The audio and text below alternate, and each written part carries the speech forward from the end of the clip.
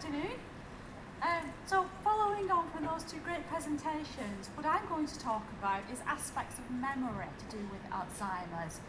And I was doing a project that looked at digital memory, and we're jointly doing this with Salford City Heritage, so I'm very pleased to do this with Naomi.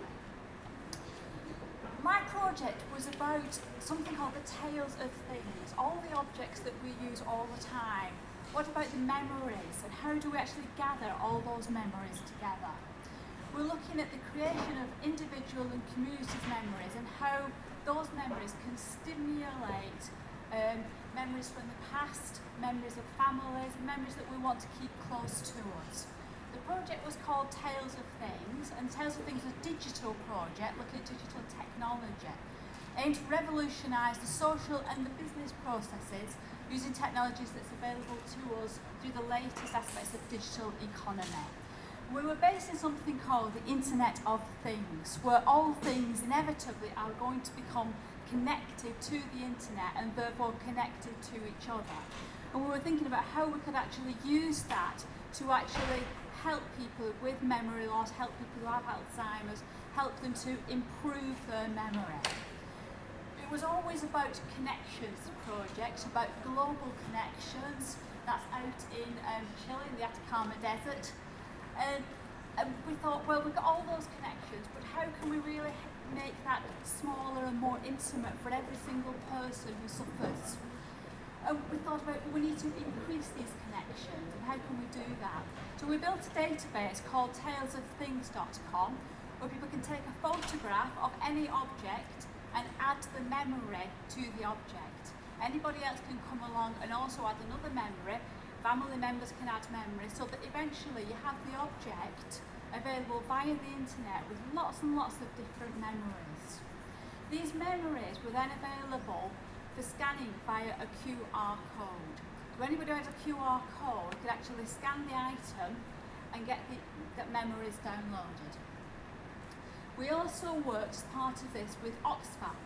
We had a contract with OXFAM where the people who came to OXFAM and were actually donating goods, we said to them, well, you're donating this, but do you actually want to leave a memory about this? And quite a lot of people said, yes, we'd like to. So for example, a pair of trainers, somebody who ran a marathon in, said, okay, leave that memory on it. The memory was embedded onto the QR code, and the buyer who came in used a mobile phone, scan the QR code and get the memory.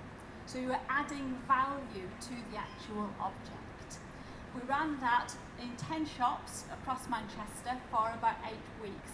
We did market survey on that, and we found that people really liked it. We developed an app called OXFAM Shelf Life. We also looked at businesses. How can that technology actually help with SMEs? And we looked at estate agents. So what happens when a business is closed? How would that actually help people? And we found that people could actually scan QR codes that we put on properties and get more information about that. So the technology was developing all the time that we were doing this project. We're also working with the Cooperative Bank, looking at call centres. How can that technology again improve the kind of service that we get with when you ring up a call centre, how long is your waiting time and so on. What we found was that this technology is really about connections. And what we want to do is to apply this technology that now has been very well tested in all these different sectors and apply it within this institute and look at how we can actually help people who have Alzheimer's. So I'm from the Salford Museum and Art Gallery, and as you can see there we have a large social industrial history collection and also lots of fantastic art collections as well. So for us it's very much around how we can link memory to physical material objects. The way we do that, one of the projects we have is that we loan out some of these objects to organisations working with older people around the city of Salford.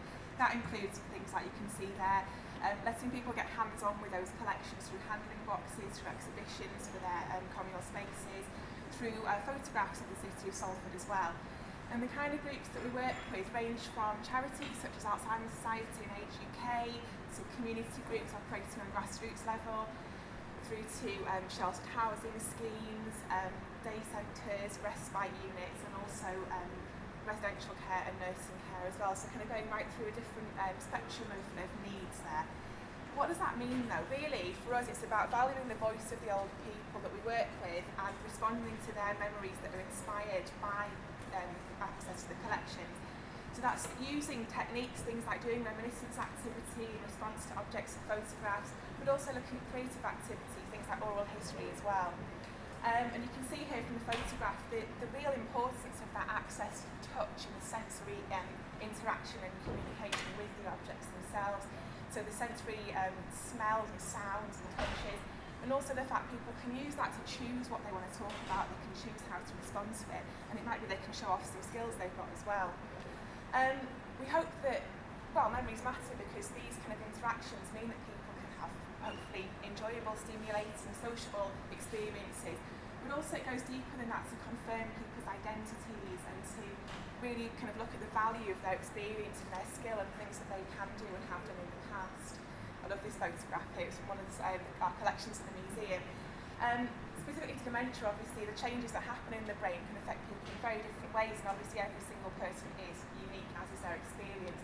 So we're really keen on using that person-centred approach to that, working with individuals and supporting carers to help them find out how to unlock those personal memories. And I think in the future, looking towards celebrating this skill and ability, it's not about focusing on deficit, it's about focusing on skill and achievement.